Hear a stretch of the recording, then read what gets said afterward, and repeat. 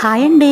మరొక హెల్దీ రెసిపీతో మీ దగ్గరికైతే వచ్చేసాను. అదేమీ లేదండి, మొలకలు వచ్చిన పెసలతోటి మంచి రెసిపీ అయితే చూపించబోతున్నాను.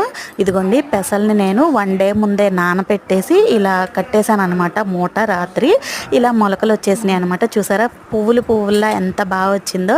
అలా చేతులతో వేస్తూ ఉంటే చాలా మంచిగా అనిపించింది నాకు. సో ఇప్పుడు రెసిపీలోకి వెళ్ళిపోదాము. ప్యాన్లో కొంచెం ఆయిల్ వేసుకొని ఎండుమిరపకాయ ముక్కలు, వెల్లుల్లిపాయ ముక్కలు, జీలకర్ర, కరివేపాకు, పచ్చిమిర్చి ముక్కలు వేసుకొని బాగా వేయించుకోవాలి. తర్వాత ఉల్లిపాయ తురుము, క్యారెట్ తురుము వేసేసి కొద్దిగా సాల్ట్ వేసి ఒక 5 మినిట్స్ మగ్గించుకోవాలి.